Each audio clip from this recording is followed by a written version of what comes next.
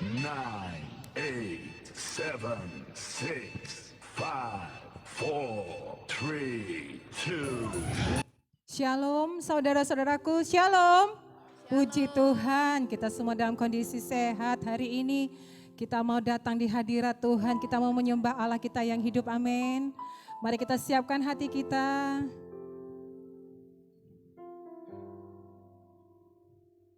Bawalah segala pujian dan penyembahan dan mazmur dan tari-tarian yang terbaik hanya bagi Tuhan Yesus.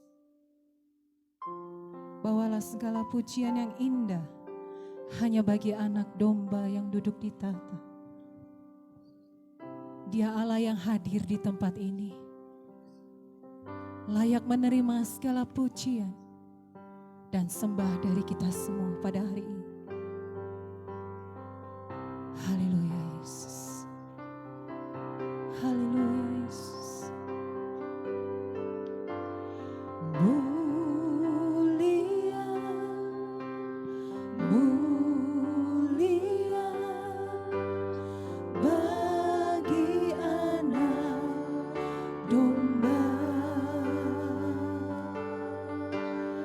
Mulia, mulia bagi anak domba, sebab Engkau mulia dan layak dipuji, yang duduk di tahta dan yang akan memerintah selamanya atas semua yang di bumi. Mari kita bangkit berdiri, kita hormati Dia, kita muliakan anak domba yang duduk di tahta. Mulia, mulia bagi anak domba. Mulia, mulia, mulia bagi anak domba.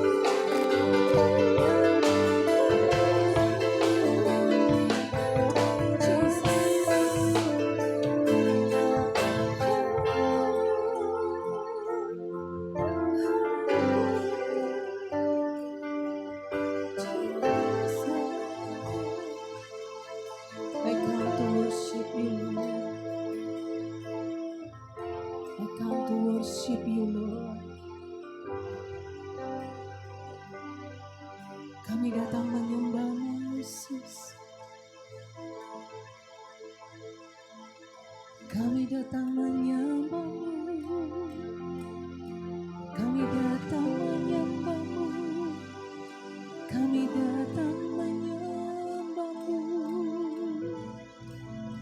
kami datang menyembah-Mu, kami kagumi Kau Tuhan. Mari bermazmur bagi Dia. Mari menyanyikan yang baik, yang indah di hadapan tata anak domba. Naikkan segala syukur di hadapan Tuhan. Terima kasih Yesus buat semua yang Kau kerjakan dalam hidup kami. Terima kasih Yesus. Kami bersyukur Tuhan. Terima kasih Yesus.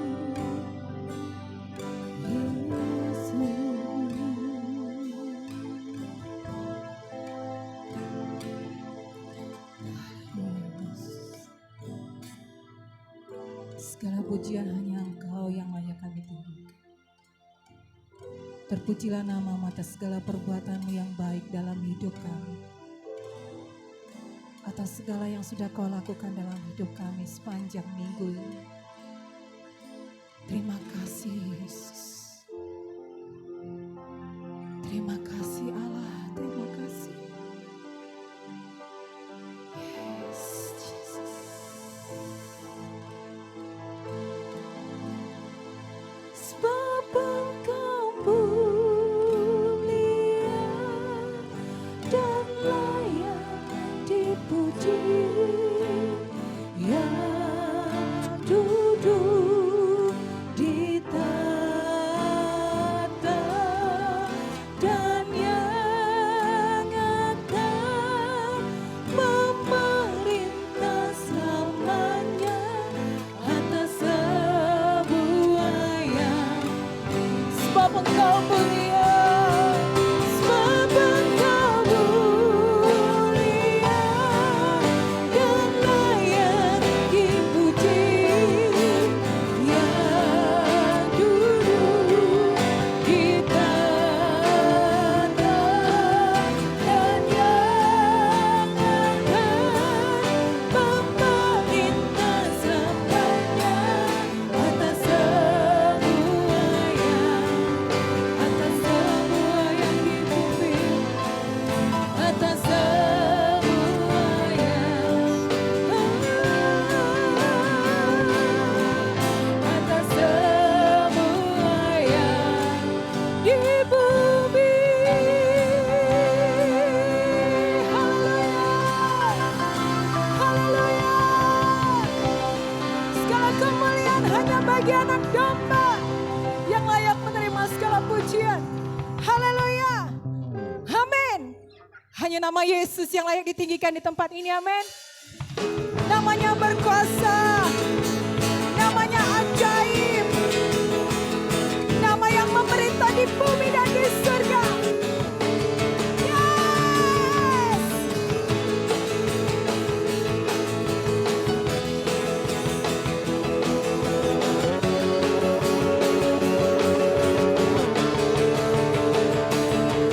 Nama yang berkuasa, nama yang ajaib, nama yang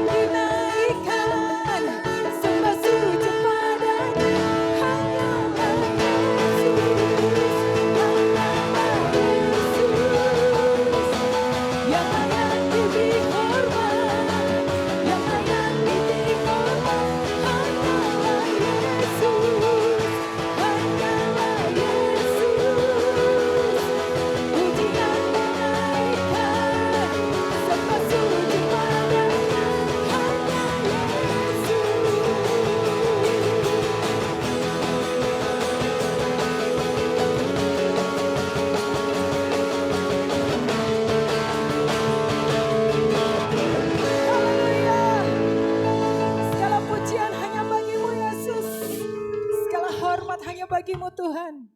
Kau berkuasa di bumi di surga. Kau yang memberikan kuasa bagi kami untuk menang atas segala apapun yang terjadi dalam hidup kami. Kami tak pernah ragu bersama dengan Engkau Tuhan. Amin.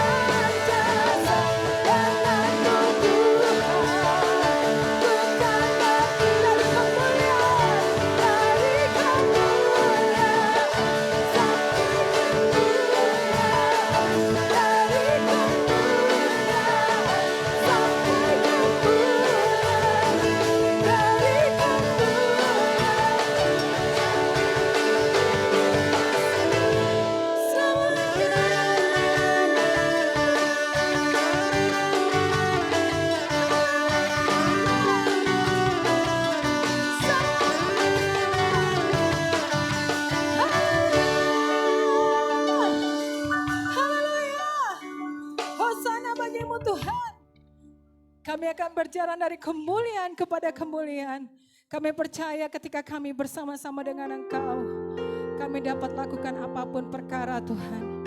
Kami akan menjadi orang-orang yang lebih daripada pemenang. Kami akan terus berjuang bersama dengan Tuhan sampai rencana Allah digenapi dalam hidup kami. Yesus is enough for me. Kau cukup bagi kami Tuhan. Untuk kami boleh lalui hari-hari kami bersama dengan Engkau. Terima kasih. Thank you Jesus. Yes. Haleluya. Oh, Yesus, Kau anugerah dalam hidupku. Kau tahu hatiku Tuhan.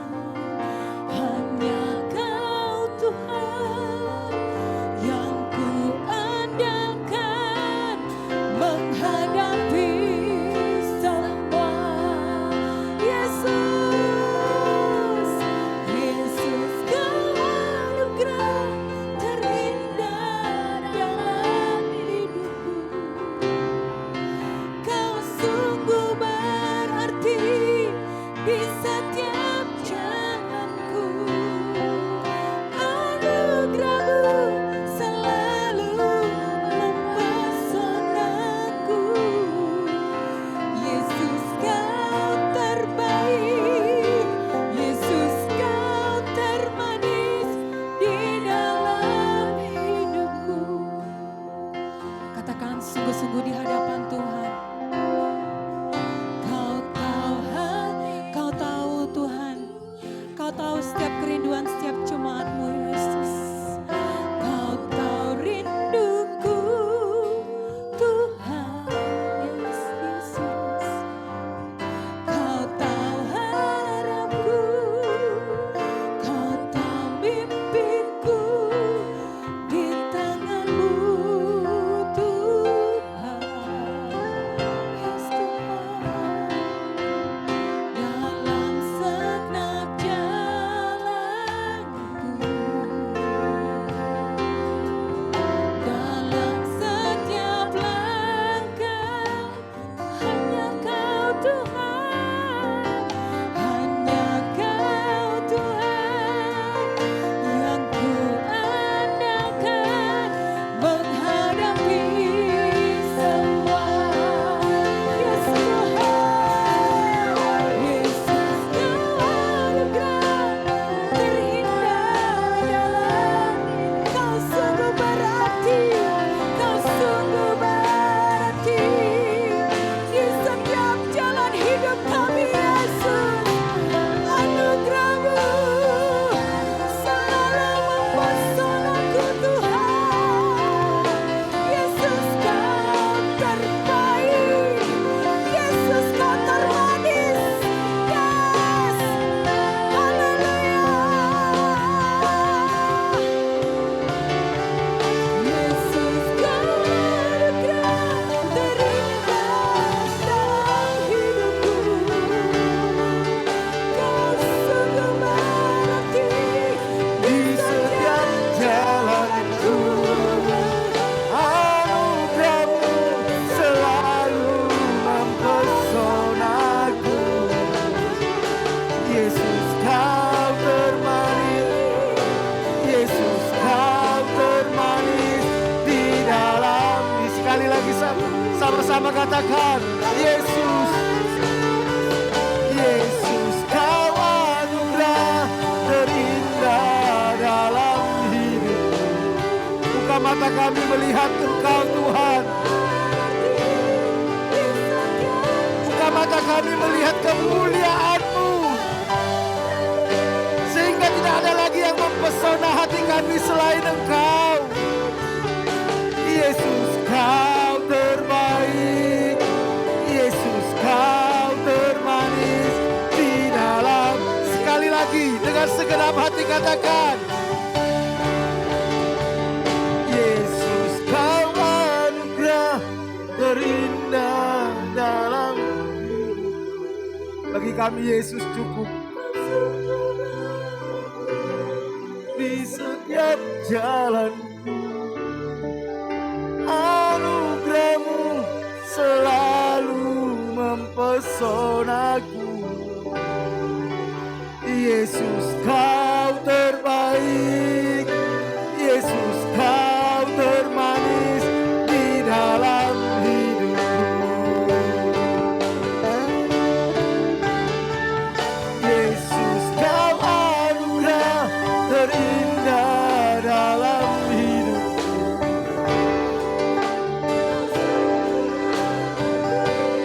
Di setiap jalanku, anugerah-Mu selalu mempesonaku.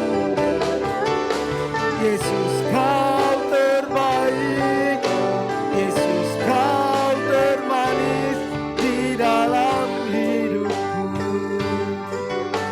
Yesus Kau terbaik, Yesus Kau termanis di dalam hidupku.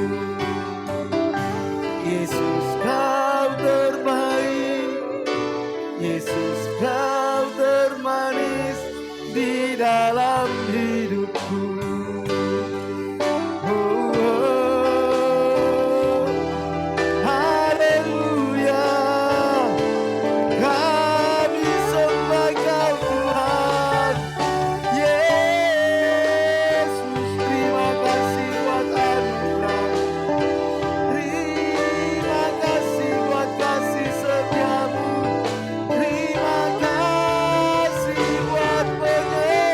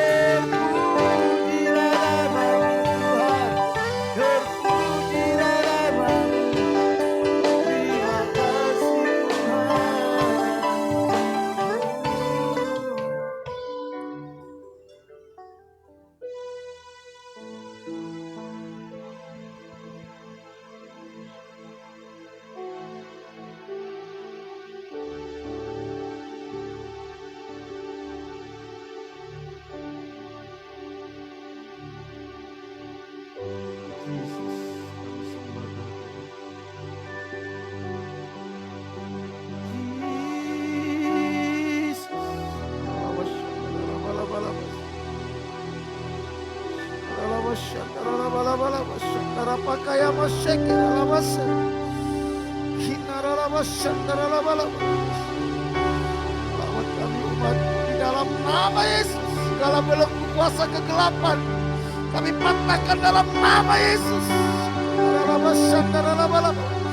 Segala selubung yang dipasang oleh kuasa kegelapan dibuka di dalam nama Yesus. Oh, mari sembah Dia. Dia Allah yang kudus, Dia Allah yang hidup. Dia layak untuk ditinggikan. Dia Allah yang sudah bangkit dari kematian. Oh, terima kasih Tuhan. Thank you Lord. Lawat umatmu Tuhan. Pulihkan gerejamu. Pulihkan umatmu. Roh Kudus bekerja Engkau di tengah-tengah kami. Kami mau lebih lagi Tuhan. Bawa kami lebih dalam lagi masuk dalam hadirat-Mu. Hari jemaat Tuhan, bebaskan roh-Mu. Dia hadir di tengah-tengah kita. Dia siap melawan kita. Dia siap memulihkan kita. Pandang Yesus yang sudah mati di atas kayu salib, dikubur, bangkit, dan duduk di tahta Allah Bapa. Dialah imam besar kita. Mari pandang Dia. Kita lama syakar lama sere.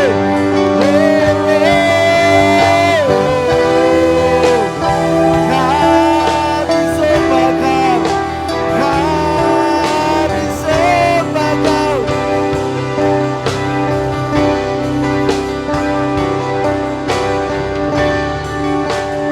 Terima kasih Tuhan. Terima kasih Yesus. Terima kasih Tuhan.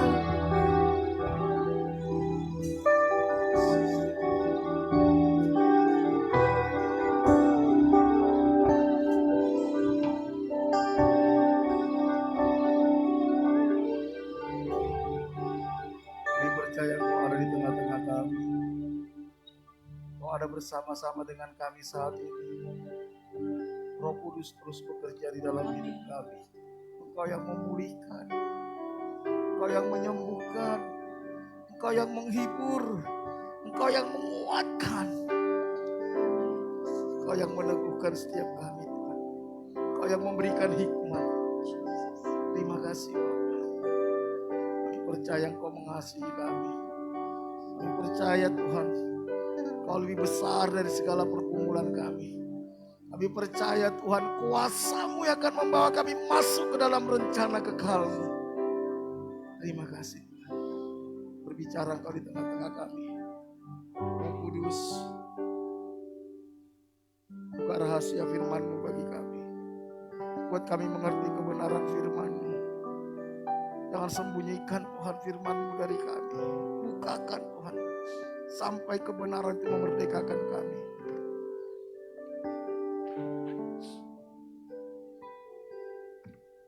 Bekerjalah Engkau. Kuasai pikiran, perasaan, kehendak kami. Segala pekerjaan setan, kuasa kegelapan, roh teritorial, tipu daya iblis, aku perintahkan Kau keluar dari tempat ini di dalam nama Yesus. Roh Kudus bekerja Engkau. Lawat anak-anak sekolah minggu. Jamah mereka, pulihkan mereka. Buat mereka mengerti kebenaran-Mu. Roh Kudus yang membukakan bagi mereka. Rapi guru-guru sekolah minggu Tuhan. Terima kasih Tuhan. Kami sambut firman-Mu dalam nama Tuhan Yesus. Haleluya. Amin. Silakan duduk Bapak Ibu Saudara yang dikasihi Tuhan. Shalom Bapak Ibu. Shalom. Puji nama Tuhan, kita bisa berkumpul bersama. Kita bisa beribadah bersama, menyembah Tuhan. Kita sudah memasuki akhir dari bulan April.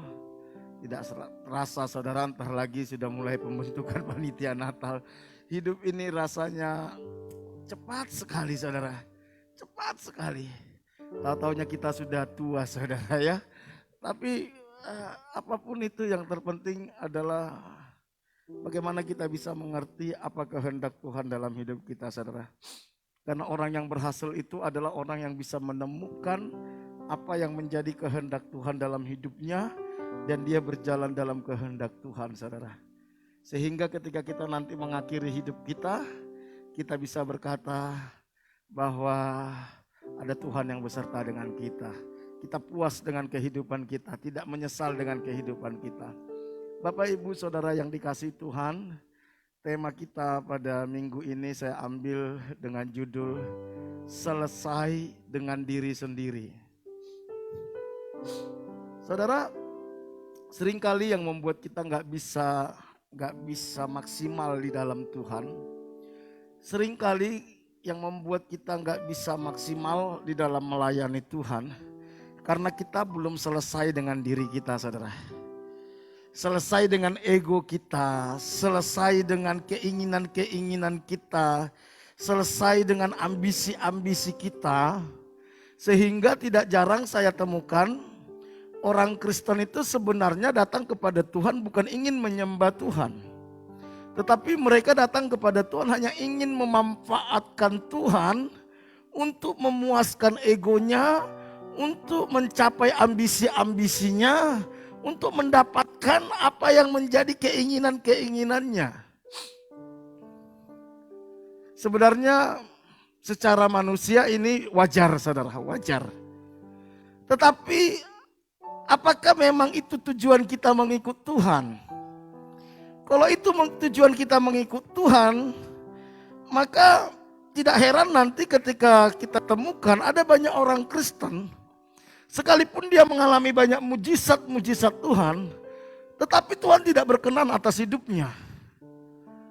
Karena dia tidak pernah menempatkan Tuhan dalam hidupnya sebagai Tuhan, sebagai Raja. Memahami hal ini memang tidak mudah karena mayoritas orang datang kepada Tuhan hanya ingin bagaimana supaya dengan dia melayani Tuhan, dengan dia datang ke gereja, apa yang menjadi keinginannya dikabulkan oleh Tuhan. Itu agama, saudara. Memang mayoritas semua agama mengajarkan itu. Tetapi berbeda dengan kekristenan, saudara. Berbeda. Kekristenan itu adalah di mana Tuhan sedang mempersiapkan sebuah kerajaan. Kerajaan. Di mana di dalam kerajaan itu kita menjadi warga, keluarga kerajaan. Ingat, keluarga kerajaan. Tuhan ingin menjadikan kita anak-anak kerajaan, di mana tujuan hidup kita ini adalah memuaskan Sang Bapa. Kalau selama di dunia kita tidak terbiasa ingin memuaskan hati Bapa, mengerti kehendak Bapa, maka akan sulit bagi kita menjadi keluarga kerajaan Allah. Akan sulit, akan sulit. Sama seperti anak, kalau saudara punya anak di rumah, dia nggak peduli kehendak bapaknya, nggak peduli kehendak ibunya. Dia hanya sibuk dengan dirinya sendiri, sibuk dengan ambisinya, sibuk dengan keinginannya. Maka keluarga itu menjadi kurang mantap, saudara. Dan anak ini akan menjadi sumber masalah. Tentu Tuhan tidak akan ingin membawa kita ke sana supaya kita menjadi sumber masalah. Ini yang tidak disadari oleh banyak orang Kristen. Kita menyamakan diri kita seperti agama-agama pada umumnya. No, kita itu jauh lebih tinggi dari sekedar agama, saudara. Tuhan sedang membawa kita untuk menjadi keluarga kerajaan. Untuk itu kita harus selesai dengan diri kita. Saya tahu ini gak mudah. Saya pun untuk memahami ini butuh hampir 20 tahun. Baru memahaminya. Belum melakukannya, saudara. Belum melakukannya. Memahami aja butuh waktu hampir 20 tahun setelah saya bertobat. Saya selalu mencari apa sih bedanya agama Kristen dengan agama lain. Kenapa sih saya ngotot menjadi orang Kristen? Kenapa saya tidak pilih agama lain? Saya bisa lebih aman, lebih nyaman. Ketika saya mengerti ini, baru kita bisa berkata, Yesus, kau anugerah terindah dalam hidupku. Masihkah ada yang terindah dari Yesus?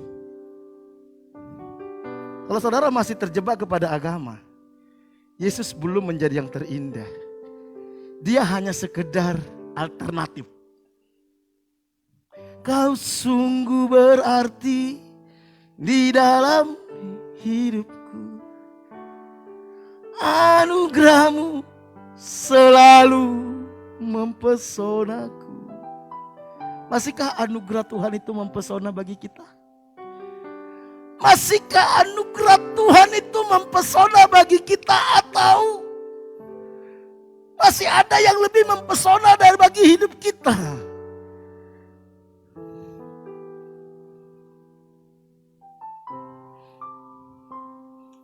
Saya kadang kalau merenung, saya kadang hancur hati di hadapan Tuhan. Saya bilang, Tuhan ampuni saya. Seringkali saya menganggap anugerah itu sesuatu yang mahal. Sehingga masih ada yang lebih penting dari anugerah Tuhan.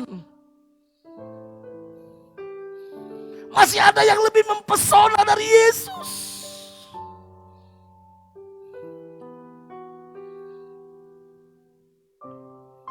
Saudaraku, mari kita coba merenung sejenak. Seberharga apa Yesus bagi kita? Seberharga apa anugerah itu bagi kita, sehingga tidak ada lagi yang lebih penting dari kita selain memuaskan hati Bapa. Tidak ada lagi yang lebih berharga bagi kita selain menyenangkan hati Bapa. Kalau saudara mengerti tentang hal ini, maka tidak ada lagi masalah yang berarti dalam hidup kita. Enggak ada. Satu-satunya masalah yang betul-betul menjadi masalah bagi kita adalah ketika hati kita tidak lagi melekat kepada Tuhan. Ketika kita sudah bisa dipuaskan oleh yang lain. Ketika Tuhan itu tidak cukup untuk memuaskan kita, maka itu akan menjadi masalah bagi kita. Dan kita akan gelisah dengan hal itu. Karena yang lain itu cumanlah tambahan.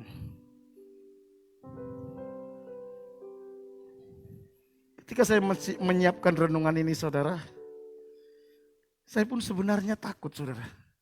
Jujur. Saya bilang, Tuhan, masih banyak hal dalam diri saya yang saya belum selesai. Dan Tuhan bilang, selama kamu belum selesai dengan dirimu, gak mungkin kamu bisa kubawa masuk dalam rencanaku. Gak mungkin, kata Tuhan. Karena kau akan ngotot dengan keinginanmu, kau akan ngotot dengan ambisimu, kau akan ngotot dengan hawa nafsumu. Dan aku hanya kau pakai memanfaatkan. Aku hanya dimanfaatkan untuk mencapai semua keinginan-keinginanmu itu.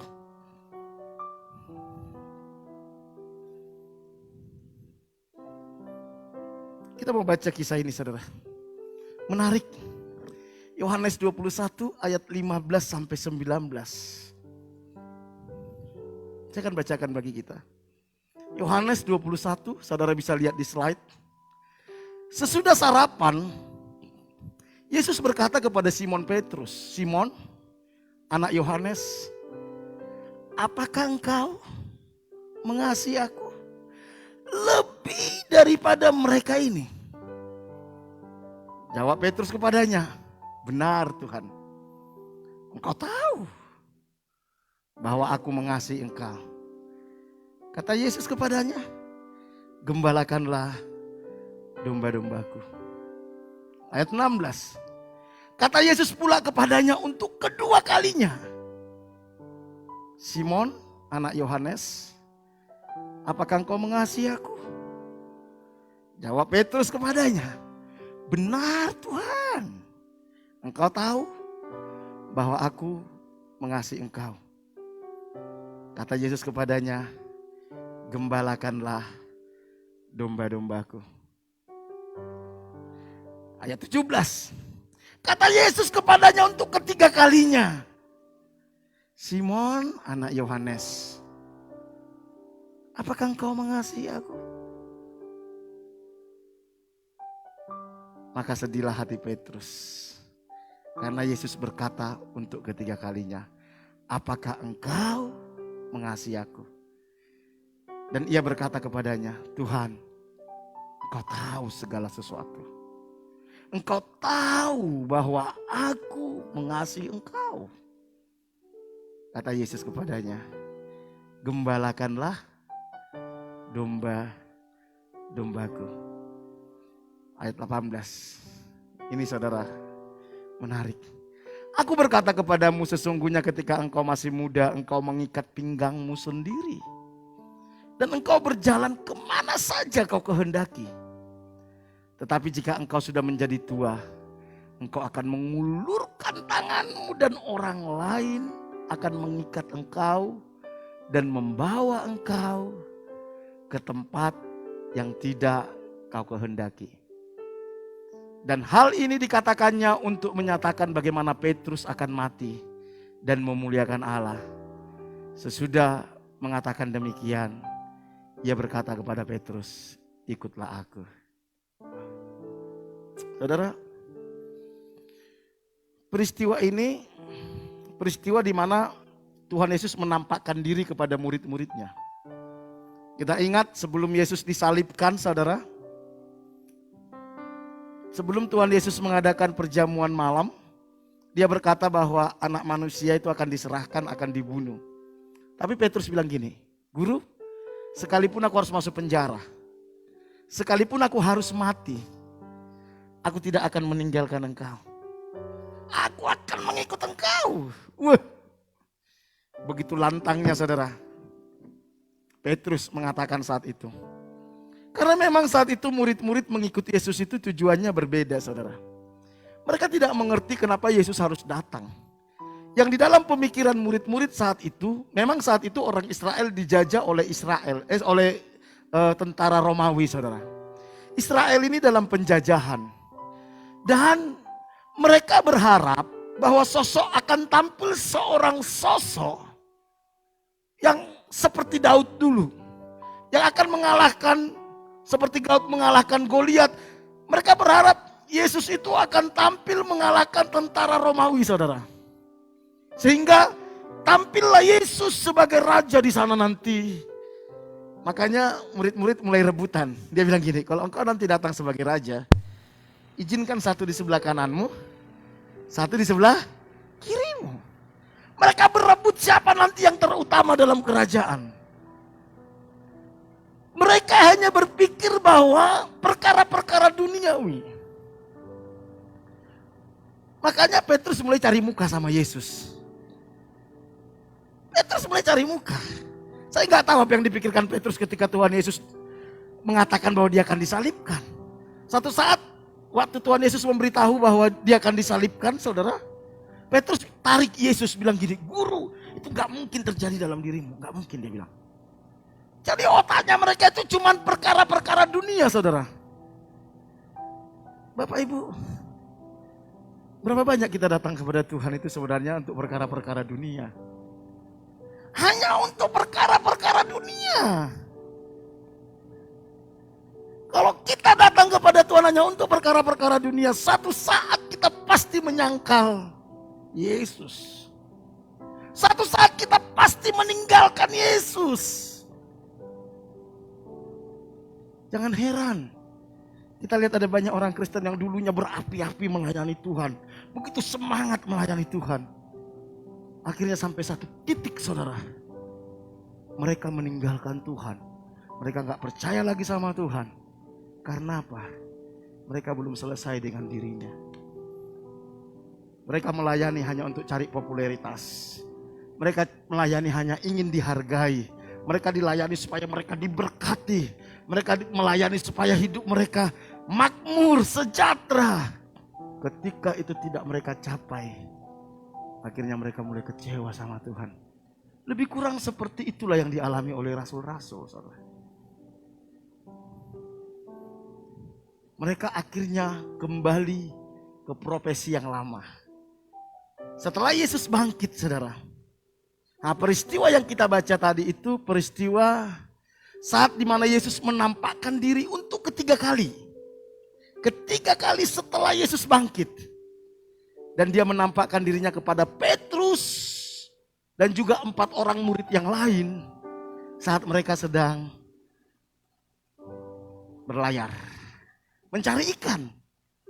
Ternyata ketika mereka mencari ikan, saudara, kalau saudara baca di ayat sebelumnya, mereka 1 malaman mereka menjala ikan sampai hampir siang besoknya. Alkitab katakan mereka nggak dapat apa-apa. Nggak dapat apa-apa. Saya mau kasih tahu. Mungkin ketika engkau melayani Tuhan, sungguh-sungguh ikut Tuhan, kau punya banyak masalah. Engkau berpikir saya akan tinggalkan Tuhan, saya akan tinggalkan gereja, saya akan tinggalkan pelayanan. Mungkin dengan cara seperti itu, apa yang menjadi kerinduanku, apa yang menjadi ambisiku, saya bisa capai. Tapi faktanya, saudara, mereka tidak dapat apa-apa. Alkitab berkata, mereka tidak dapat apa-apa. Padahal sudah sepanjang malam mereka menjala sampai hampir siang. Di tengah-tengah keputusasaan mereka, saudara, Yesus datang menampakkan diri. Saudaraku yang dikasihi Tuhan, ini yang menarik bagi saya, saudara. Sekalipun murid-murid sudah meninggalkan Yesus, bahkan melupakan Yesus. Ingat, melupakan. Kok bisa, Pak? Secepat itu mereka melupakan Yesus. Nanti kita lihat, saudara. Saya kadang kalau lihat orang ya, udah ngalami mujizat Tuhan, udah ngalami pertolongan Tuhan, bisa loh ya. Hanya hitungan hari, hitungan minggu, hitungan bulan, saudara. Dia udah nggak peduli sama Yesus, bahkan dia sudah nggak kenal Yesus. Karena apa? Karena dorongan ambisi dalam dirinya itu membutakan dia tentang siapa Yesus dan apa rencana Yesus dalam hidupnya. Lihat, sekalipun murid-murid sudah meninggalkan Yesus, bahkan melupakan Yesus, namun Tuhan Yesus tetap mencari mereka. Saudara, dimanapun kita, sekalipun kau lari, saudara, Yesus akan terus mengejar engkau. Yesus pasti kejar. Tapi kalau terus sudah dikejar gak mau, ya dilepas sama Tuhan. Tuhan Yesus tetap mencari mereka dan mempercayakan pelayanan kepada mereka. Dan Tuhan Yesus peduli akan kebutuhan mereka. Kalau saudara baca di ayat sebelumnya nanti ketika Tuhan Yesus datang, saudara, saat mereka sudah capek, gak dapat apa-apa, mereka bilang gini, adakah makanan, adakah lauk padamu? Yang Tuhan tanya pertama kepada mereka adalah kebutuhan mereka. Kebutuhan mereka. Karena itu saudaraku, percayalah, Tuhan peduli dengan kebutuhan kita. Yohanes pasal 21 ayat 4 dikatakan ketika hari mulai siang Yesus berdiri di pantai. Akan tetapi murid-murid itu apa, saudara? Tidak tahu bahwa itu adalah Yesus. Tidak tahu mereka. Bahkan di ayat setelahnya nanti saudara lihat, mereka gak kenal kalau itu Yesus. Mereka ragu, benarkah ini Yesus? Padahal Yesus sudah bilang bahwa dia akan mati dan dia akan bangkit. Mereka gak yakin, saudara. Di ayat 5 katakan, kata Yesus kepada mereka, hai anak-anak, adakah kamu mempunyai apa? Lauk pauk. Jawab mereka, tidak ada. Mungkin saat itu ketika mereka lihat Yesus sudah mati, saudara, waduh, gak ada lagi pengharapan ini. Udahlah, gak ada lagi pengharapan untuk kita menjadi hulu balangnya di kerajaan. Lah, kita kembali aja lah. Kembali kita nelayan. Kenapa? Karena mereka khawatir. tentang kehidupan mereka. Mereka nggak tahu bahwa Tuhan itu sebenarnya ketika memanggil mereka, Tuhan punya rencana yang dahsyat dalam hidup mereka. Dan asal mereka berjalan di dalam rencana Tuhan, maka Tuhan akan pelihara mereka. Ingat ketika Tuhan mengutus murid-murid, dia bilang, jangan bawa makanan, jangan bawa pakaian. Tuhan akan pelihara mereka. Jangan bawa, dia bilang. Saat itu mereka udahlah, kita harus berjuang lagi untuk hidup. Tapi di tengah-tengah kejatuhan mereka, Tuhan tetap memanggil mereka. Saudaraku, saya percaya, sekalipun kita sudah berencana meninggalkan Tuhan, sekalipun kita sudah berencana ingin jauh dari Tuhan, Tuhan selalu mengetuk kita dan berkata, ayo anakku kembali kepada rancanganku. Kembali. Tuhan hanya membutuhkan kerendahan hati kita dan berkata, ya Tuhan aku mau jalan.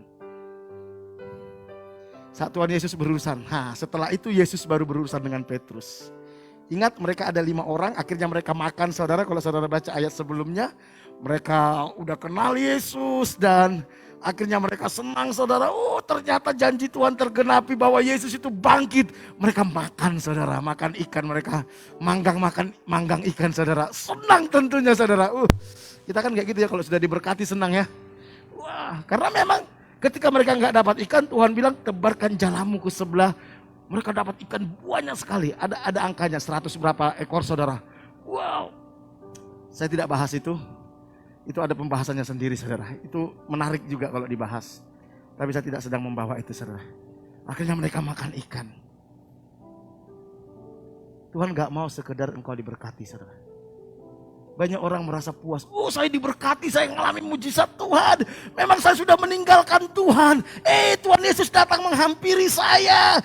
Setelah dia menghampiri saya, Tuhan kasih perintah. Saya taat dan saya diberkati. Sampai di situ, itu masih koma. Banyak orang Kristen kan kayak gitu. Dia sadar dia meninggalkan Tuhan. Tiba-tiba Tuhan jamah dia. Ketika Tuhan jamah dia, Tuhan berbicara. Usahanya diberkati. Begitu diberkati, dia kesaksian di mana-mana. Saya diberkati Tuhan. Kesaksian, padahal pamer saudara ya. Padahal apa? Pamer. Oh saya diberkati Tuhan dulu. Saya susah ketika saya tinggalkan Tuhan. Saya susah, utangku banyak. Satu saat saya ikut ke gereja loh. Tuhan jamah saya. Ketika Tuhan jamah saya, Tuhan kasih tahu sesuatu kepada saya untuk buka usaha ini. Dan puji Tuhan, dalam waktu singkat saya bisa beli mobil walaupun kredit. Saya bisa beli rumah. Saya bisa punya ini. Stop sampai di situ. Itu yang dialami murid-murid. Ketika mereka terpuruk, Yesus datang. Tuhan bilang tebarkan jalamu. Mereka dapat ikan yang sangat banyak. Sampai jala mereka hampir koyak. Tuhan tidak mau sampai di situ saudara. Akhirnya dia tarik Petrus. Petrus ini. Dia mulai berurusan secara pribadi. Saudara, saya mau kasih tahu. Tuhan ingin berurusan secara pribadi dengan kita. Tanpa suamimu, tanpa istrimu, tanpa anak-anakmu. Tuhan ingin menyatakan kehendaknya secara pribadi.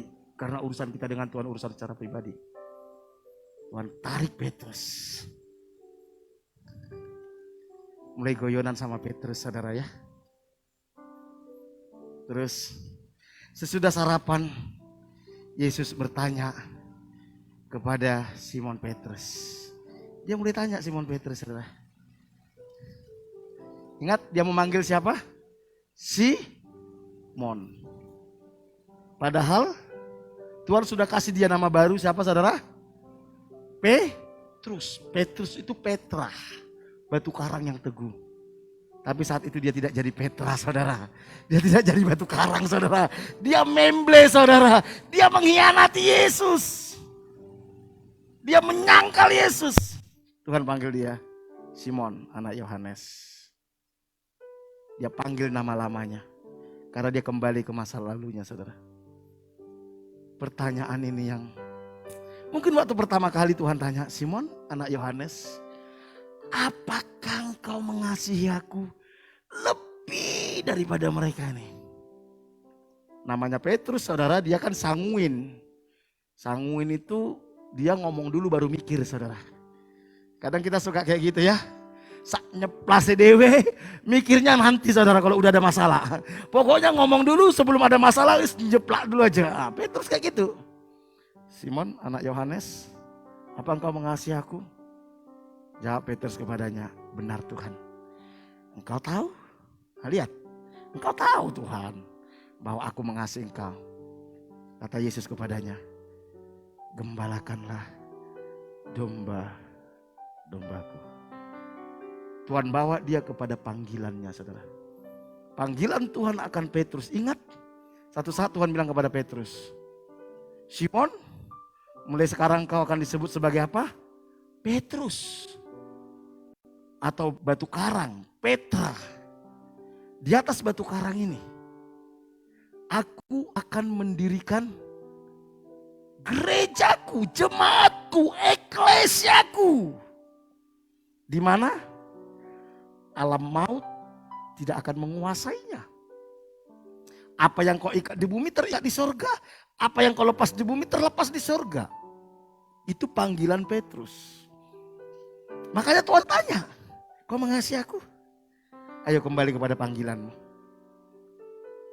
Kembali kepada panggilanmu untuk mendirikan gerejaku.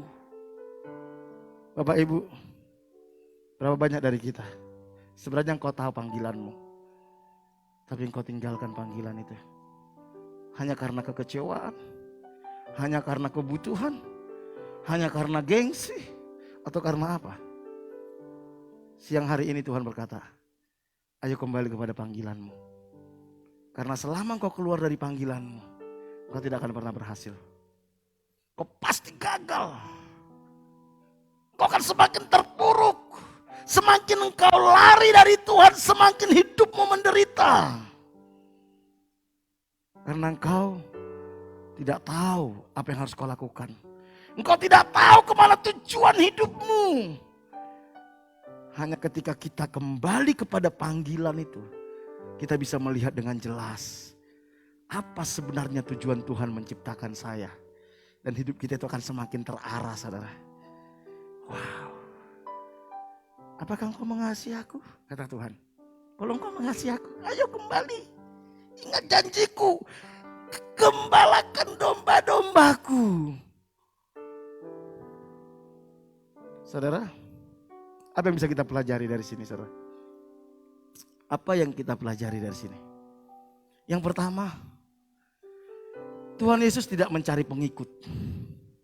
Tuhan mencari orang yang mengasihi dia. Jangan puas untuk menjadi pengikut saudara.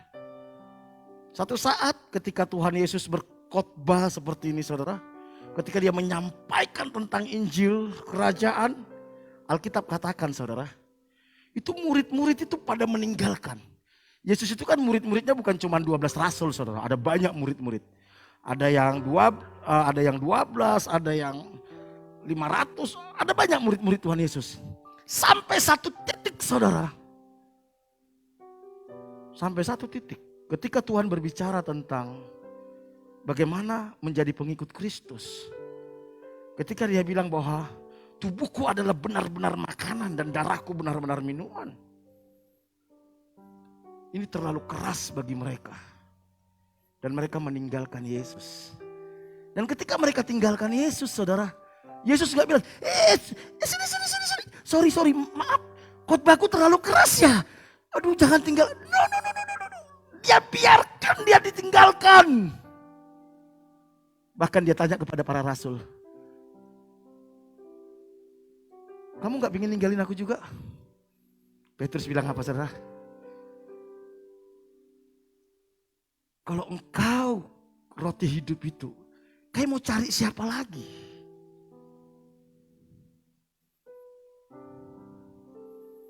Yesus gak cari pengikut. Yesus gak krisis pengikut. Surga itu punya Gak tahu berapa pengikutnya Yesus di sorga. Para malaikat itu miliaran mungkin. Makanya saya tidak setuju dengan kristenisasi, saudara. Saya nggak setuju iming-iming kasih berkat supaya dia ke gereja. Saya nggak setuju sebenarnya. Bukan itu tujuannya. Kalau kita ingin ngasih sesuatu sama orang karena betul-betul karena kita mengasihi dia. Tidak supaya dia menjadi orang Kristen. No. Kita nggak bisa menjadikan Kristen itu menjadi murahan. Tidak. Yesus mencari orang yang betul-betul ingin mengasihi dia. Makanya dia tanya Petrus, Petrus, benar gak kamu mengasihi aku? Sampai 3 kali, saudara. 3 kali. Coba kalau saya ngomong sama istri saya, Non, benar gak kamu mengasihi aku? Kalau sekali mungkin dia bilang, oh iyalah, siapa lagi ya, cinta saya. Dia tanya lagi, Non, benar gak kamu mengasihi aku? Dia mulai mikir, waduh, jangan-jangan. Saya tanya lagi 3 kali, Non, benar gak kamu mengasihi aku?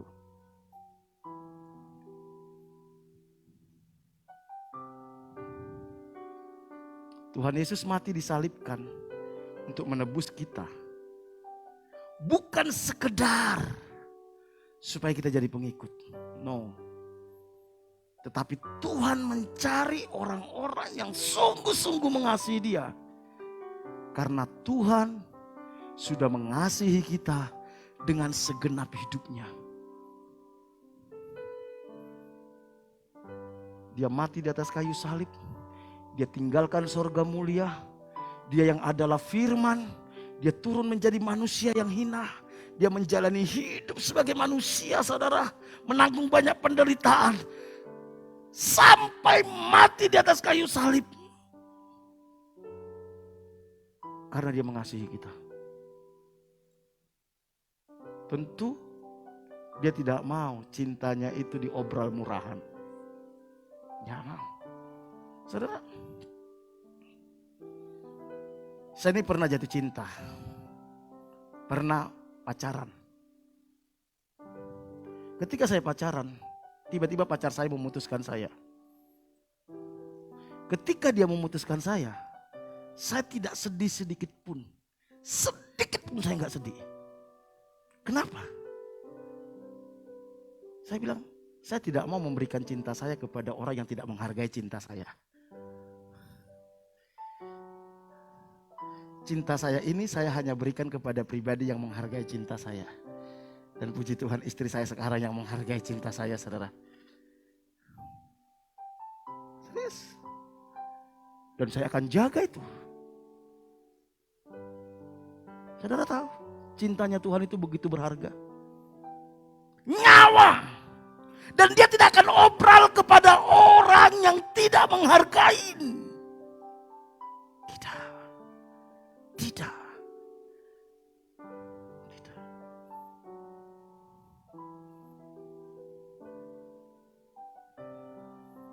Jangan berpikir kalau kita sudah Kristen Tuhan sudah bangga sekali. No. Kalau kita sudah aktif pelayanan Tuhan sudah bangga. No. Tidak sedikit orang pelayanan cari uang.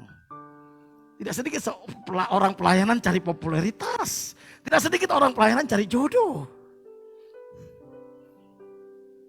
Tuhan mau mencari orang-orang yang betul-betul mengasihi dia. Sudahkah kita mengasihi dia, saudara? Makanya kalau saya lihat ada orang Kristen ya, sudah aktif pelayanan. Terus dia gara-gara tersinggung sama temannya, sok jual mahal. Udah aku bilang, udahlah Tuhan gak butuh ke orang-orang kayak gini. Walaupun Tuhan mengasihi mereka. Tapi Tuhan tidak akan obral cintanya untuk orang seperti ini. Tuhan mengasihi. Tuhan mau kasihnya itu tidak bertepuk sebelah tangan. Amin. Bertepuk sebelah tangan itu nggak enak loh, saudara. Coba saya bertepuk sebelah tangan, saudara. Kalau kejauhan tepukannya bisa nampar loh. Betul gak? Saya tepuk, pek, nampar, saudara. Hati-hati kalau Tuhan bertepuk sebelah tangan bisa nampar, saudara. Untuk menyadarkan kita, oh iya Tuhan mengasihi saya. Oh Tuhan, saya mau mengasihi Engkau. karunia kita, pelayanan kita, ibadah kita, perbuatan baik kita hanya berharga di mata Tuhan kalau dilakukan dengan motivasi hati yang mengasihi Tuhan. Makanya 1 Korintus pasal 13 ayat 1 sampai 3 dikatakan, sekalipun aku dapat berkata-kata dengan semua bahasa manusia, bahasa malaikat, tetapi jika aku tidak mempunyai kasih, aku sama dengan gong yang berkumandang dan canang yang gemerincing. Sekalipun aku mempunyai karunia untuk bernubuat dan aku mengetahui segala rahasia dan memiliki seluruh pengetahuan, dan sekalipun aku memiliki iman yang sempurna untuk memindahkan gunung, tetapi jika aku tidak mempunyai kasih, aku sama sekali tidak berguna. Dan sekalipun aku membagi-bagikan segala sesuatu yang ada padaku, bahkan menyerahkan tubuhku untuk dibakar, tetapi jika aku tidak mempunyai kasih, sedikit pun tidak ada faedahnya bagiku. Saudara, jangan bangga kita kalau kita pelayanan. Jangan bangga kalau kita bisa memberi. Jangan bangga kalau kita dikagumi banyak orang. Firman Tuhan katakan, sekalipun aku dapat berkata-kata dengan semua bahasa, baik bahasa manusia maupun bahasa malaikat. Dia udah pintar, cerdas, bahasa rohnya oke lagi saudara. Tetapi jika aku tidak mempunyai apa? Kasih. Aku sama dengan apa? Gong yang berkumandang dan canang yang gemerincing. Saya kadang di dalam pelayanan saya saudara, habis saya melayani Tuhan, saya kadang merenung, Tuhan kenapa saya lakukan itu? Apakah karena saya mengasihi? Mengasihi Tuhan dan mengasihi sesama. Bukankah dua itu hukumnya saudara? Waktu murid ada ahli orang Farisi tanya Tuhan Yesus, Guru, apakah hukum yang terutama dan utama? Tuhan Yesus bilang apa? Kasihlah Tuhan Allahmu dengan segenap hatimu, dengan segenap akal budimu, dengan segenap kekuatanmu. Itulah hukum yang utama dan terutama. Dan hukum yang sama dengan itu adalah kasihilah sesamamu manusia seperti dirimu sendiri. Kepada kedua hukum inilah bergantung seluruh hukum Taurat dan kitab para nabi. Apapun yang saudara lakukan, apapun yang saudara pikirkan, apapun yang saudara miliki, tanpa digerakkan oleh kasih kepada Tuhan dan kasih kepada sesama, itu gak ada gunanya. Itu ibarat dua tiang gini saudara. Dua tiang, di tengah-tengahnya saya kasih kawat. Ini kasih kepada Allah, ini kasih kepada sesama.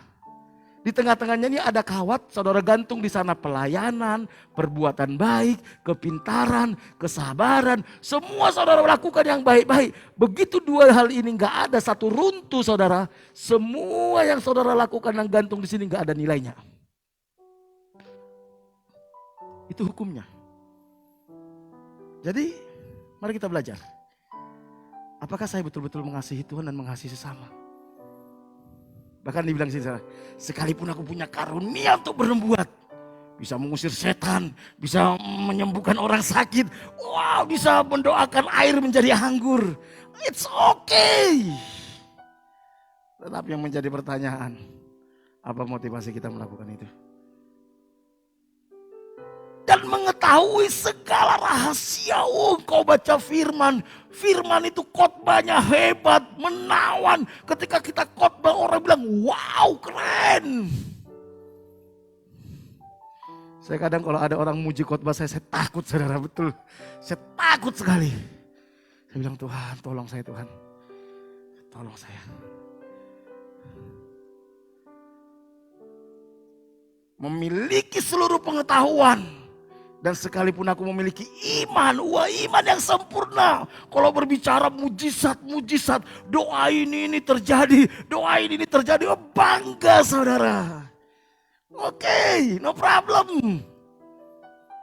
Bahkan kita punya iman, di belakang rumah kita ada gunung. Kita doakan dalam nama Yesus, gunung pindah-pindah saudara. Wah, kita bisa cerita kemana-mana. Tetapi jika kita tidak mempunyai kasih, Alkitab katakan apa? Aku sama sekali tidak berguna. Dan sekalipun aku membagi-bagikan sesuatu yang ada padaku. Engkau jual rumahmu, jual mobilmu, jual hartamu, bagikan kepada orang miskin. Dipoto, masukkan Facebook, masukkan YouTube, masuk ke TV, dipanggil semua orang. Bahkan kita rela dibakar untuk orang lain. Bahkan menyerahkan tubuh untuk dibakar. Tetapi jika aku tidak mempunyai kasih sedikit pun, tidak ada faedahnya bagiku. Aduh. Ketika saya renungkan ini saudara, semakin saudara bisa berbuat baik, semakin saudara pelayanan, semakin saudara melakukan hal-hal yang besar, ujian ini semakin berat bagi kita. Apa alasan saya melakukan ini? Tuhan mau mencari orang-orang yang mengasihi.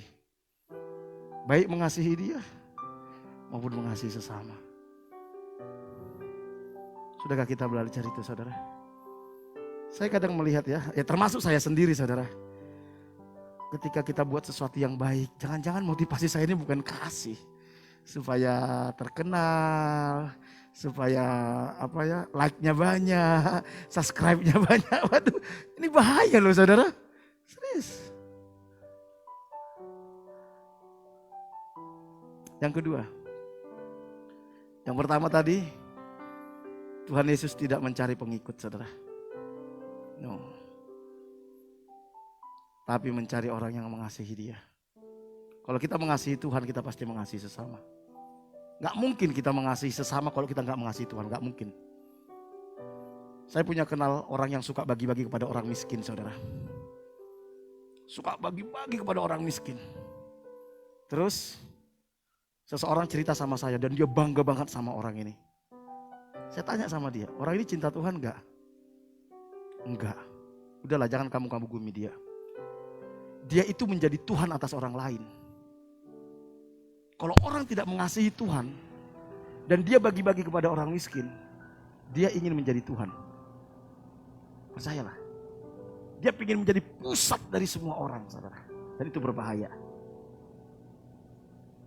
Tapi ketika engkau cinta Tuhan, orang tahu engkau cinta Tuhan. Ketika engkau melakukan sesuatu kepada orang miskin, orang akan berpikir bahwa Tuhan mengirim dia. Yang dimuliakan siapa saudara? Tuhan.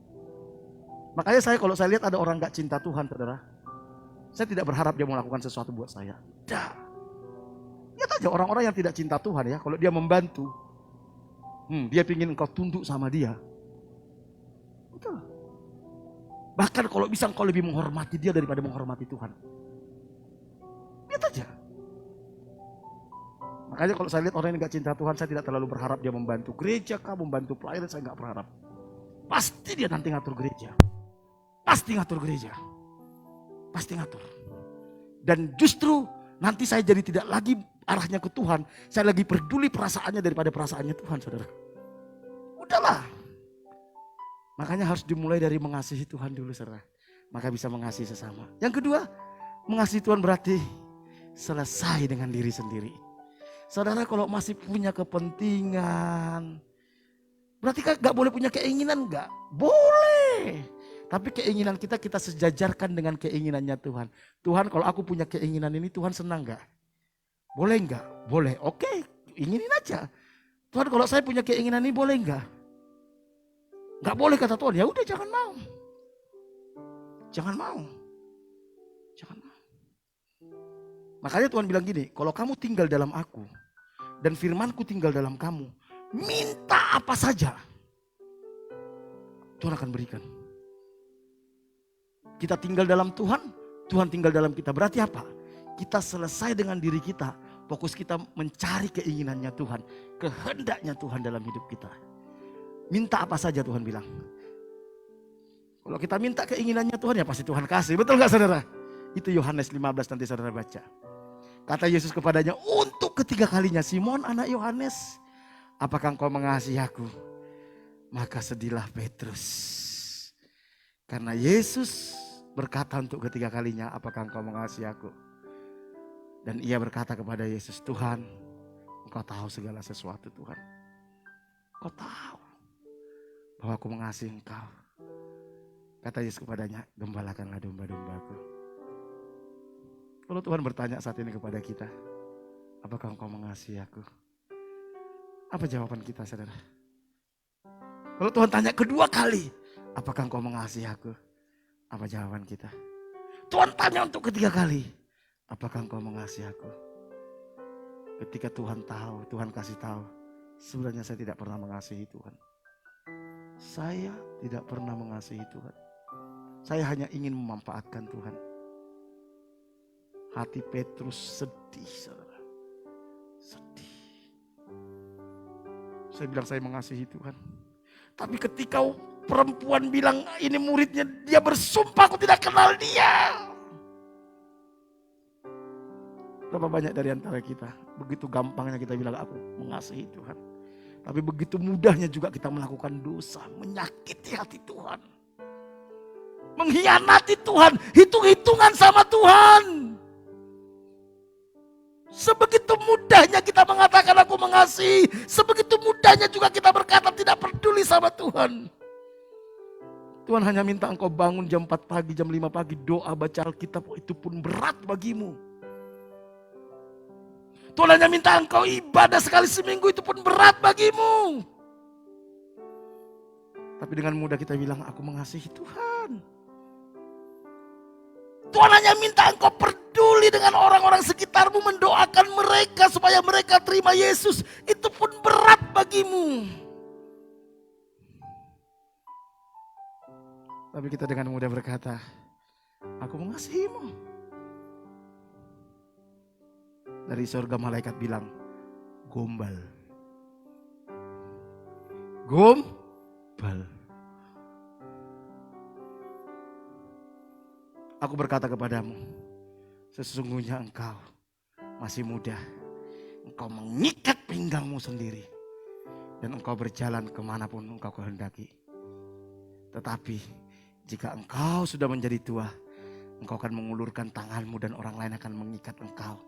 Dan membawa engkau ke tempat yang tidak engkau kehendaki. Saudara, kalau engkau mengasihi Tuhan, engkau akan rela berkata gini, aku rela dirugikan asal orang lain menerima Yesus. Aku rela dikhianati asal orang lain mengalami Tuhan. Aku rela difitnah asal orang lain mengalami Tuhan. Dulu saya suka-suka saya. Begitu saya difitnah orang, saya langsung marani. Saya ngamuk-ngamuk.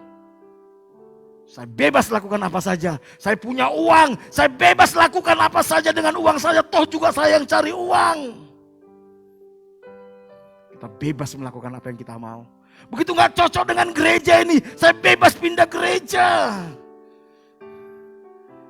Tapi Tuhan bilang, ada waktunya. Kalau engkau betul-betul mengasihi aku, kau tidak punya hak lagi atas dirimu.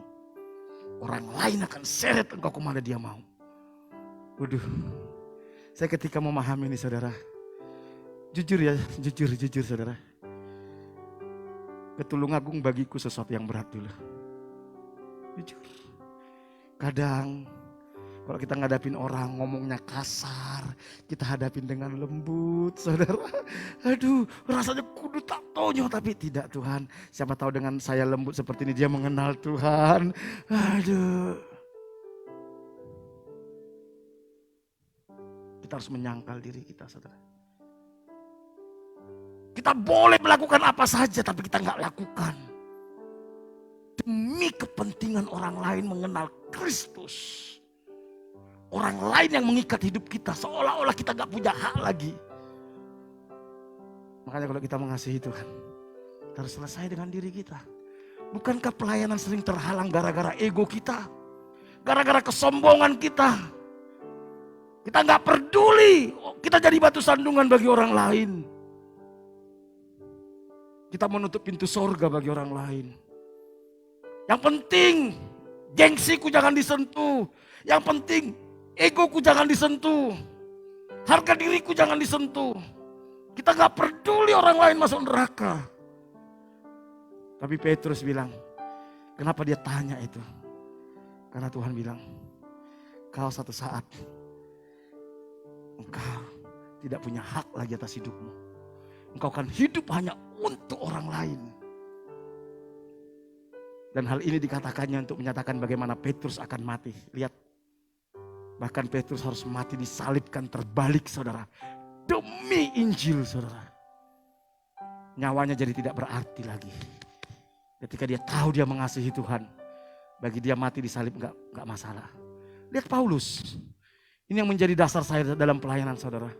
Makanya kadang kalau orang bilang Kak Fri ini kok lembek sekali, Kak Fri ini kok enggak tegas, Kak Fri ini kok udah orangnya kayak gitu kok masih dibiarkan. Lalu bukan tidak berani, saudara. Bukan tidak berani. Karena saya ingin, siapa tahu dengan seperti ini dia bisa bertobat. Dia bisa kembali kepada Tuhan. Saya suka dengan Rasul Paulus. Siapa yang gak tahu Rasul Paulus? Orang yang sangat terkenal, sangat pintar, sangat dikagumi. Sangat berpengaruh. Bahkan dia bisa membunuh orang, saudara.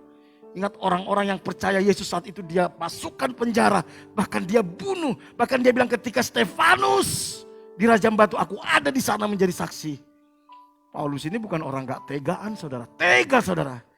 Tetapi begitu dia menerima Yesus, ketika dia tahu bahwa dia harus mengasihi Yesus, ada sebuah statementnya dia yang membuat saya kagum, saudara.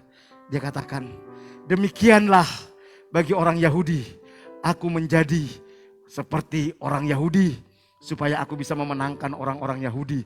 Bagi orang-orang yang hidup di bawah hukum Taurat, aku menjadi seperti orang yang hidup di bawah hukum Taurat. Sekalipun aku sendiri tidak hidup di bawah hukum Taurat, supaya aku dapat memenangkan mereka yang hidup di bawah hukum Taurat. Bagi orang-orang yang tidak hidup di bawah hukum Taurat, aku menjadi seperti orang yang tidak hidup di bawah hukum Taurat. Meskipun aku tidak hidup di luar hukum Taurat, karena aku hidup di bawah hukum Kristus, supaya aku dapat memenangkan mereka yang tidak hidup di bawah hukum Taurat. Bagi orang-orang lemah, aku menjadi seperti orang lemah, supaya aku dapat menyelamatkan mereka yang lemah. Bagi semua orang, aku telah menjadi segala-galanya, supaya aku sedapat mungkin memenangkan berapa orang dari antara mereka. Segala sesuatu itu aku lakukan karena Injil, supaya aku mendapat bagian di dalamnya. Maka saudara berkata, bagi orang miskin, aku akan hidup sebagai orang miskin, supaya aku punya kesempatan beritakan Injil kepada dia. Bukan sebagai orang, kepada orang bodoh, saya akan hidup seolah-olah seperti orang bodoh, supaya saya bisa memberitakan Injil dengan caranya mereka. Bagi orang Jawa, aku seolah-olah seperti orang Jawa. Bagi orang Cina, saya seolah-olah seperti orang Cina. Bagi orang Manado, saya seolah-olah seperti orang Manado. Kelihatannya pelin-pelan, bukan. Tapi dia tidak mau lagi mempertahankan dirinya, gak mau lagi mempertahankan egonya. Bagi dia yang terpenting, okelah, kalau saya harus melakukan ini demi keselamatanmu, saya akan lakukan. Maka kita berkata seperti itu. Kalau kita bilang kita mengasihi Tuhan, kita to be nothing, saudara. To be nothing.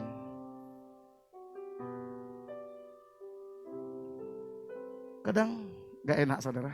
Kadang saya harus menangis di kamar ketika diperlakukan kasar, tapi kita tetap Tuhan. Bukan gak berani melawan, bukan.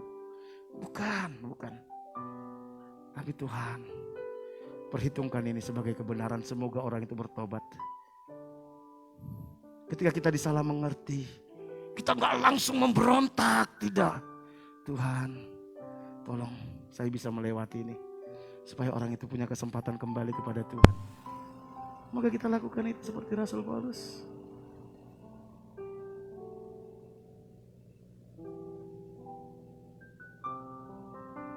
Kasih kita kepada Tuhan dinyatakan lewat melayani sesama, saudara. Saudara gak bisa bilang mengasihi Tuhan tapi engkau tidak peduli dengan sesamamu. Kau tidak peduli dengan orang tuamu, gak peduli dengan keluargamu, tidak peduli dengan tetanggamu. Gak bisa, saudara. Kata Yesus kepadanya untuk ketiga kalinya, Simon anak Yohanes, apa engkau mengasihi aku? Maka sedihlah hati Petrus karena Yesus bertanya ketiga kalinya, apakah engkau mengasihi aku? Dan ia berkata kepadanya, Tuhan, Engkau tahu segala sesuatu. Kau tahu bahwa aku mengasihi Engkau. Kata Yesus kepadanya, gembalakanlah domba-dombaku. Maukah kita berkata, saya ketika saya bertobat saudara, ketika saya pertama kali bertobat, saya nggak tahu ada sesuatu yang berubah dalam diri saya. Tiba-tiba setiap saya melihat orang itu berubah saudara. Setiap saya lihat orang itu, di hati saya cuma gini, Tuhan kasihani orang ini. Kasihani orang ini. Saya tiap hari berdoa di rumah. Bagaimana supaya dia mengenal Tuhan, mengalami kasih Tuhan. Dan saya berpikir bagaimana supaya dia mengenal Tuhan. Beberapa jemaat, hampir semua jemaat yang ada di sini, itu orang-orang yang saya doakan tiap hari saudara. Tiap hari. Pak Gibson dan sekeluarga, saya sudah kenal lama. Pertama kali saya ketemu dia, saya datang ke tempat dia. Saya ingat, saya cerita kepada dia tentang Ratu dari Selatan. Tentang akhir zaman. Setelah itu saya doakan. Saya tidak ngotot supaya dia ke gereja, tidak. Saya doakan. Tiba waktunya dia datang saudara. Ikut pemuritan. Rata-rata. Saya bawa dalam doa. Tuhan, jamah. Memang ada yang menghubungin saya, yaitu anugerah Tuhan lah. Maukah kita seperti itu ketika kita lihat tetangga kita tahu mereka sedang menuju kebinasaan. Kita berdoa Tuhan selamatkan dia. Kita punya kesempatan berbuat baik kepada mereka. Kita melakukan kebaikan supaya mereka bisa merasakan kasih Tuhan. Maukah kita? Atau kita hanya sibuk dengan diri kita sendiri? Kenapa saya nampung-nampung orang? Tujuan saya cuma satu, supaya mereka mengalami kasih Tuhan dan mereka masuk dalam rencana Tuhan. Bukan uang sedikit membiayain mereka. Kita kehilangan privasi, anak-anakku kehilangan privasi. Demi apa? Supaya mereka melihat rencana Tuhan. Dan puji Tuhan, rata-rata mereka sekarang menjadi hamba Tuhan. Bagi saya itu sudah cukup. Maka kita berkata, Tuhan aku mau menjadi roti yang terbelah dan anggur yang tercurah bagi orang lain. Asal mereka mengalami kasih Tuhan dan dibawa masuk dalam rencana Tuhan. Ketika Tuhan katakan, apakah engkau mengasihi aku? Tuhan bilang, gembalakanlah domba-dombaku. Mari kita bangkit berdiri.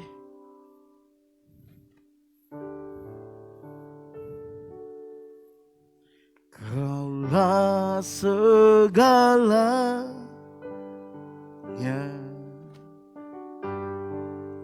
di dalam hidupku.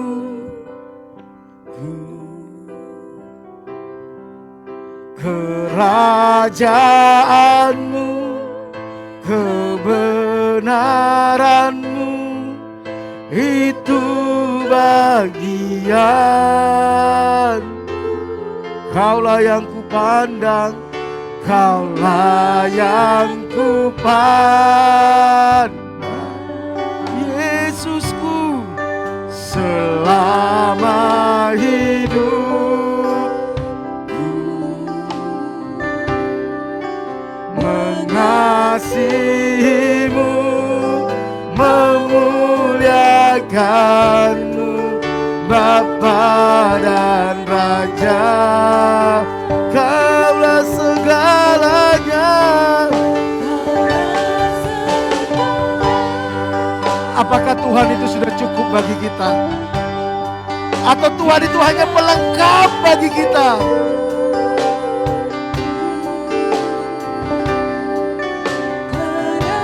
Kerajaanmu, kebenaranmu, itu bagian.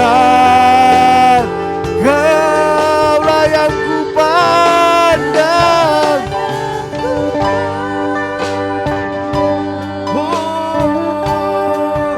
Selama hidup mengasihimu,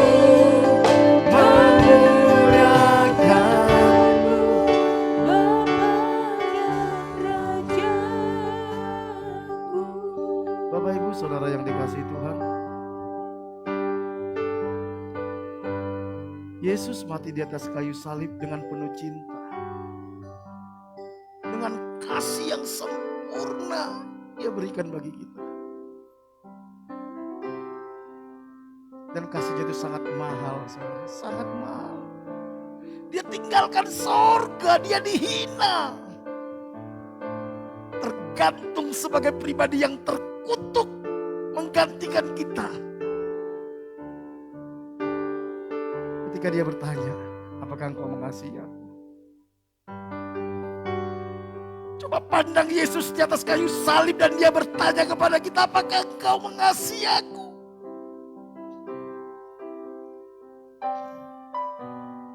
Apakah engkau mengasihi aku? Apakah yang engkau lakukan hari-hari ini bisa kau katakan bahwa engkau mengasihi aku?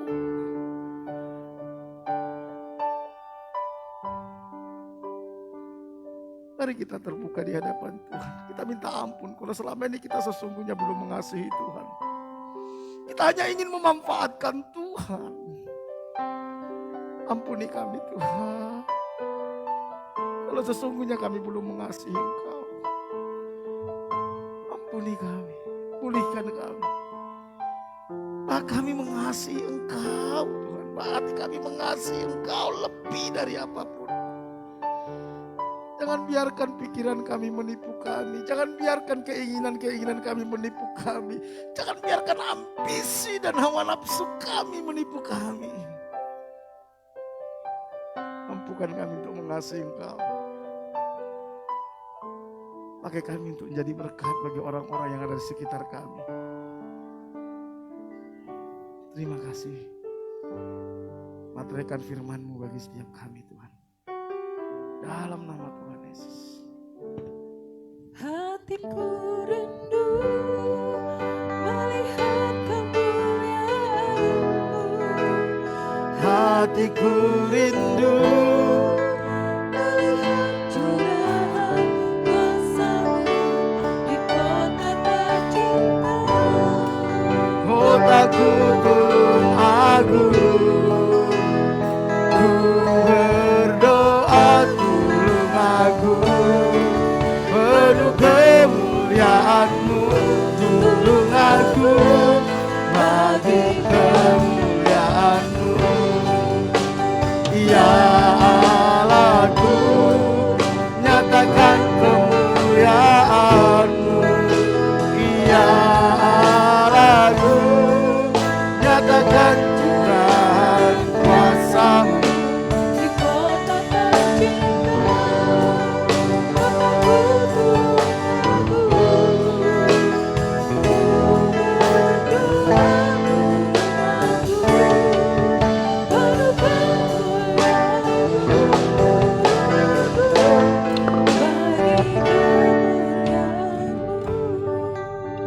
Bapa, kami bawa kota ini di hadapan. Kami tahu Engkau mengasihi kota ini, Engkau mengasihi penduduk kota ini Tuhan. Karena itu kami umat-Mu merendahkan hati kami. Kami mohon belas kasihan Tuhan. Kami mohon anugerah Tuhan. Curahkan hujan pertobatan. Curahkan hujan keselamatan atas kota ini Tuhan. Kasihani penduduk kota ini. Kami gak rela penduduk kota ini berjalan menuju kebinasaan kekal. Karena itu kami berdoa. Celikan mata rohani penduduk kota ini untuk mereka bisa melihat keajaiban kasih karunia-Mu yang Kau sediakan di dalam Kristus Yesus. Kasih mereka anugerah-Mu untuk menerima Engkau sebagai Tuhan dan Juru Selamat pribadi. Berkati kota ini. Pulihkan kota ini. Berkati pemerintahan kota ini. Kami berdoa biar pemerintahan kota ini menjadi pemerintahan yang jujur, yang bersih Tuhan, yang melakukan kehendak Tuhan atas kota ini. Berkati Bapak Bupati, Wakil Bupati, anggota DPRD dan semua jajarannya sampai yang paling rendah. Beri mereka hikmat bijaksana takut akan Tuhan di dalam mengelola kota ini. Segala rancangan-rancangan mereka yang tidak sesuai dengan kehendak Tuhan, biar Tuhan gagalkan segala kecurangan-kecurangan yang ada di pemerintahan. Biar Tuhan membongkar dengan caranya Tuhan. Biar nama-Mu dimuliakan di kota ini. Pakai anak-anak Tuhan yang duduk di pemerintahan untuk menjadi berkat. Beri mereka hikmat bijaksana, keberanian untuk hidup benar Tuhan. Terima kasih Bapak, berkati ekonomi kota ini, pulihkan ekonomi kota ini. Tuhan, semua usaha di kota ini yang tidak bertentangan dengan firman Tuhan, Tuhan buat berhasil, Tuhan buat terobosan. Semua usaha di kota ini yang tidak sesuai dengan firman Tuhan, yang merusak moral penduduk kota ini, biar digagalkan dalam nama Yesus. Pulihkan kota ini, pulihkan kesehatan kota ini, pulihkan gereja Tuhan, umat Tuhan, hamba-hamba Tuhan yang ada di kota ini. Biar kami bisa menjadi terang, menjadi berkat atas kota ini Tuhan. Kami bersyukur buat ibadah kami. Kami percaya Engkau hadir di tengah-tengah kami. Kau siap memberkati kami. Kami bawa hidup kami sepanjang minggu ke depan ke dalam tuntunan-Mu, ke dalam anugerah Tuhan. Tuhan yang menyertai setiap kami. Engkau yang menuntun setiap kami Tuhan. Engkau yang membawa kami semakin mengasihi Tuhan. Engkau yang membawa kami semakin mengerti kehendak-Mu, taat pada kehendak-Mu Tuhan. Lindungi setiap umat-Mu dari segala mara bahaya, kecelakaan, virus-virus, sakit, penyakit. Lindungi umat-Mu dari segala keinginan-keinginan yang jahat yang tidak berkenan di hadapan Tuhan. Berkati setiap rumah tangga, hubungan suami istri, orang tua dengan anak, sesama saudara. Kasih dan kebenaran memerintah dalam setiap rumah tangga. Pulihkan kesehatan umat-Mu, jemaat yang sakit, kami berdoa di dalam nama Yesus. Tuhan sembuhkan, berkati usaha pekerjaan umat-Mu. Apapun yang mereka kerjakan sepanjang minggu ke depan, Tuhan buat berhasil, Tuhan buat terobosan, Tuhan buat mujizat, Tuhan buka jalan atas masalahnya. Bukakan tingkap-tingkap langit, curahkan berkat-Mu, halaukan belalang pelahap dari umat-Mu Tuhan. Cukupi segala kebutuhan umat-Mu. Pakai umat-Mu untuk menjadi berkat bagi orang-orang di sekitar kami Tuhan. Terima kasih Bapak, anak-anak kami yang sekolah, lindungi mereka dari pergaulan yang salah, dari nilai-nilai dunia yang tidak sesuai dengan kebenaran firman-Mu, dari mara bahaya, kecelakaan, virus-virus, sakit, penyakit. Engkau berikan mereka hikmat, bijaksana, kecerdasan. Bahkan Kau pakai mereka menjadi alat-Mu untuk membawa generasi mereka datang berbalik kepada Tuhan. Kami serahkan anak-anak kami Tuhan ke dalam anugerah Tuhan. Terima kasih. Berkati Pak Bambang, Bu Bambang, beserta semua keluarga besarnya pemilik tempat ini Tuhan. Tuhan berkati mereka. Kami berdoa, lindungi mereka, jagai mereka dari segala mara bahaya, kecelakaan, virus-virus, sakit, penyakit, dari segala keinginan-keinginan yang jahat, dari tipu muslihat iblis. Bawa mereka mengasihi Tuhan, menghormati Tuhan, takut dan gentar akan Tuhan, hidup benar di hadapan Tuhan. Tuntun sertai langkah-langkah mereka. Berkati rumah tangga, hubungan suami istri, hubungan mereka dengan anak cucu menantu. Kasih dan kebenaran memerintah dalam rumah tangga mereka. Pulihkan kesehatan mereka, anak cucu menantu, semua keluarga besarnya. Bahwa mengasihi Tuhan, menghormati Tuhan, takut dan gentar akan Tuhan, hidup benar di hadapan Tuhan. Berkati semua perusahaan dan karyawan yang Tuhan percayakan dimanapun berada. Sepanjang minggu ini Tuhan buat berhasil, Tuhan buat terobosan, Tuhan buat mujizat, Tuhan buka jalan atas masalahnya. Berikan hikmat bijaksana, takut akan Tuhan kepada seluruh karyawannya. Berkati seluruh karyawannya, bahkan berkati Baratan sepanjang minggu ini. Kami bersyukur buat ibadah kami. Kami percaya Tuhan hadir di tengah-tengah kami. Mari jemaat yang dikasih Tuhan, kita angkat tangan kita. Jemaat yang dikasih Tuhan, Tuhan mengasihi kita. Dia sudah buktikan kasihnya di atas kayu, mati di atas kayu salib. Kalau Dia mau mati bagi kita, percayalah Tuhan tidak pernah meninggalkan kita. Dia peduli atas hidup kita. Dia tahu yang terbaik bagi kita. Tuhan hanya minta supaya kita percaya kepada Dia dan kita mengasihi Dia. Karena itu pulanglah, terimalah berkat daripada Allah Bapa. Diberkatilah engkau pada waktu masuk, diberkatilah engkau pada waktu keluar. Diberkatilah buah kandunganmu, diberkatilah adonanmu, diberkatilah bakulmu, diberkatilah hasil tanganmu. Apapun yang kau kerjakan sepanjang minggu ke depan, Tuhan akan buat berhasil. Diberkati engkau di kota, di desa, di gunung. Kemanapun kau pergi, tanda-tanda ajaib menyertai engkau. Engkau akan naik dan tidak akan menjadi turun. Engkau akan menjadi kepala dan bukan menjadi ekor. Anak cucumu akan perkasa di bumi. Engkau akan disebut sebagai orang yang beruntung dan berbahagia. Dan lewat hidupmu akan banyak orang menerima berkat yang berasal daripada Tuhan. Jika engkau hari ini sungguh-sungguh mendengarkan suara Tuhan Allahmu yang kau sampaikan kepadamu, dan engkau setia melakukannya, maka berkat ini akan menjadi milikmu. Karena itu pulanglah, terimalah berkat daripada Allah Bapa, kasih karunia dari Tuhan Yesus Kristus, penghiburan dan kekuatan dari Roh Kudus mulai hari ini sampai Tuhan Yesus datang kedua kali. Dalam nama Tuhan Yesus kita yang diberkati, sama-sama katakan amin. Berikan tepuk tangan. Tuhan Yesus memberkati kita semua. Kami membuat